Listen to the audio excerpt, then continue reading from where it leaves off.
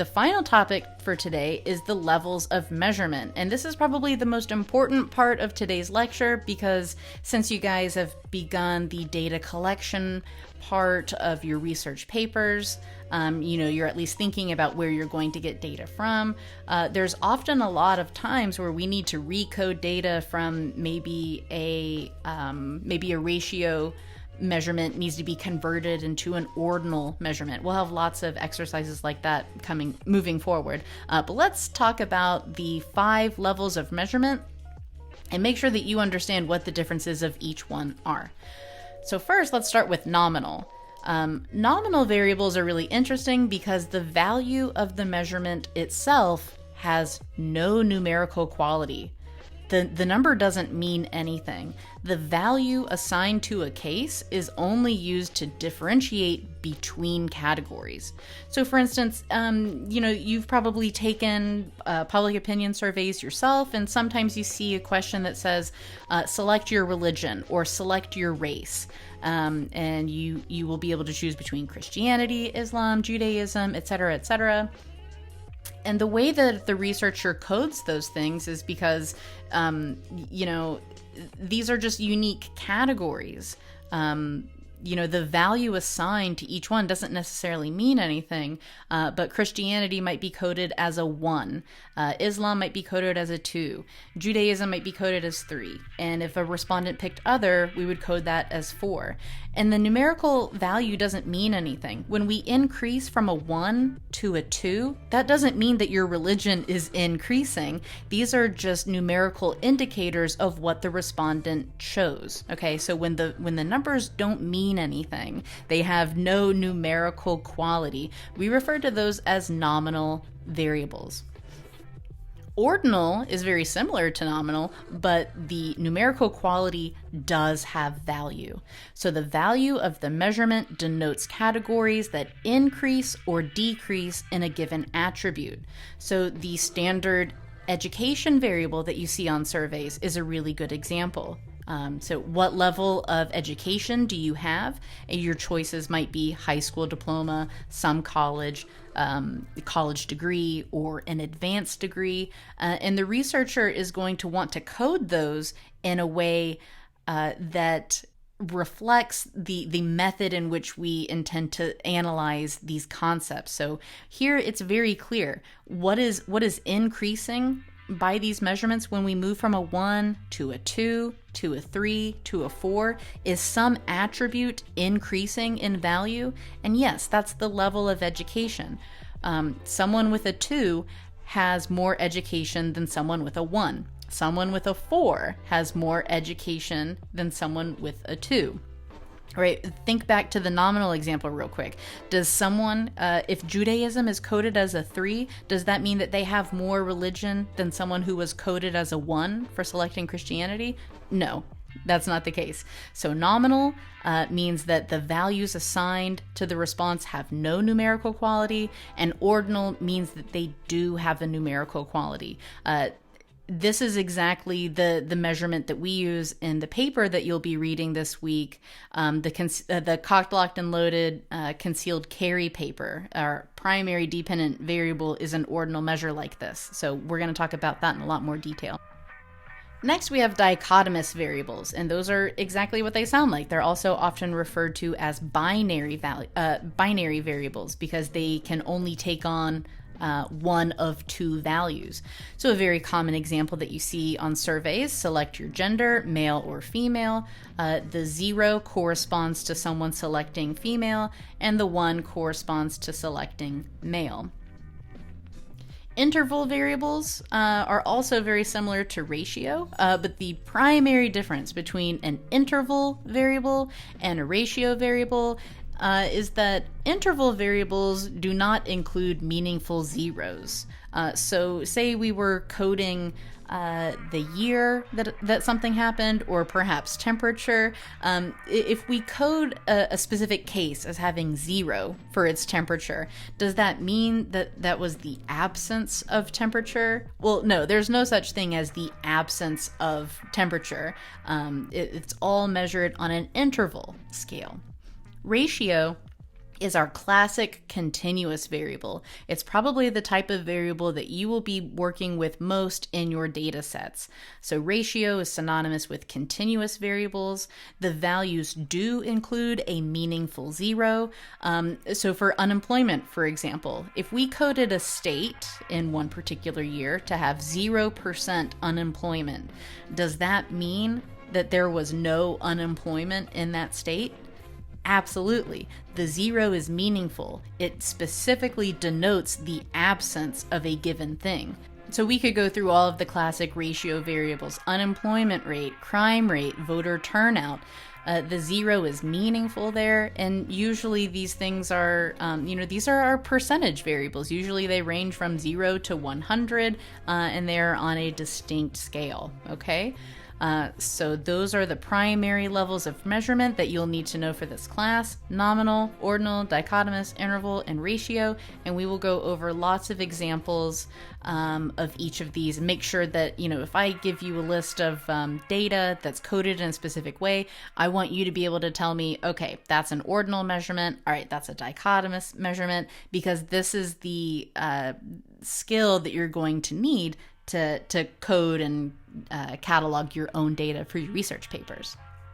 Now, all of this brings us to the point of precision. So why do we care about all of these different levels of measurement? Well, because some are far more precise than others. And when possible, you'll always want to go for the more precise measurement, because generally it leads to better explanations. So let's take this example. Let's say we have asked people, do you approve of the job that the president is doing? And then we asked them to report which party they identify with. So generally in class, I would ask you, what type of variables are these? At what level are each of these variables measured? So for the presidential approval variable, we see that we have two possible scores, two possible values. So what type of variable is that? Obviously, that's a dichotomous variable, because it can only take on one of two values. And the way that we've decided to measure partisanship here is also dichotomous. So really what we're left with here is that we can only analyze this data in a cross tabulation. And that's the way that the data is presented here. This is what a standard cross tabulation looks like. We are tabulating the values for these two variables against each other. So overall, we saw that 60% of Democrats said that they supported the president, 20% of Republicans said that they supported the president, and then when we look at those who do not approve, we see 40% of Democrats said no, and 80% of Republicans said no.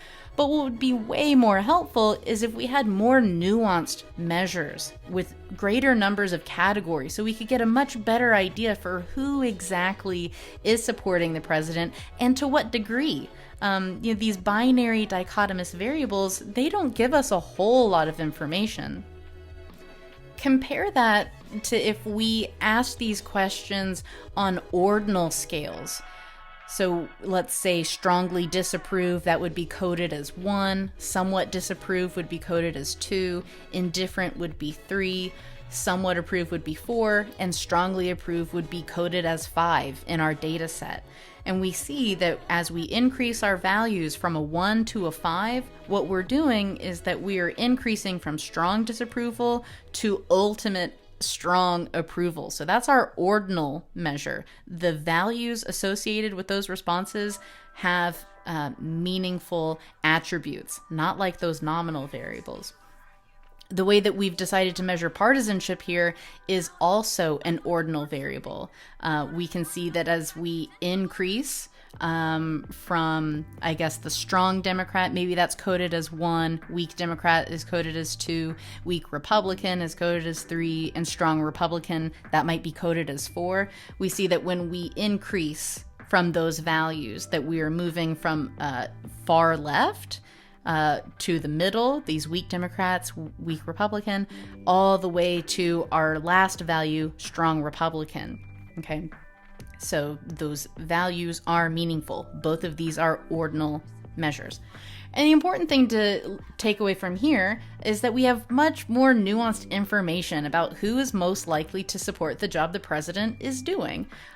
We can look here we see that most of the support is coming from the weak Democrats and the weak Republicans. So generally, we would kind of refer to these people as independents, right? They generally vote Democrat, but will vote for Republican if they want to, or the weak Republican generally votes for the Republican, but will also consider voting for Democrats. So what's interesting about this data here is we see that among those who have the strongest approval for the president, we see that that's coming from a very specific group of people, these weak Democrats and weak Republicans. And you compare that to the previous cross-tabulation, this finding would have gone completely overlooked if we didn't have this nuanced level of information. So if you were an advisor to the president, right, you would say, hey, look, I just did this data analysis for you, and I see that you're doing really well with independents, but, maybe you want to work a little bit harder to make appeals to the strong Democrats or the strong Republicans, or whatever the situation requires. But this is just a brief example to show you how level of measurement is really important. And when at all possible, it's always going to be best to go for an ordinal measure or a ratio measure, because you have much more nuanced information. When at all possible, I would say try to avoid dichotomous variables. They just don't tell us a whole lot about what's going on, because that case can only take on one of two values. Lastly, something that's also really common in the type of research that we do is the creation of multi-item measures. And I think that this even applies to a few people in the class.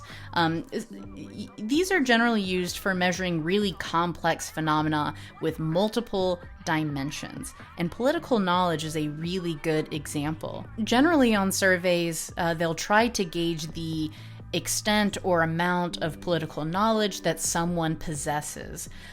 So it's very common to see a list of maybe 10 questions on American history that you have to answer correctly, like who was president in 2001 and other, which branch of government, how does the executive branch check Congress, stuff like that.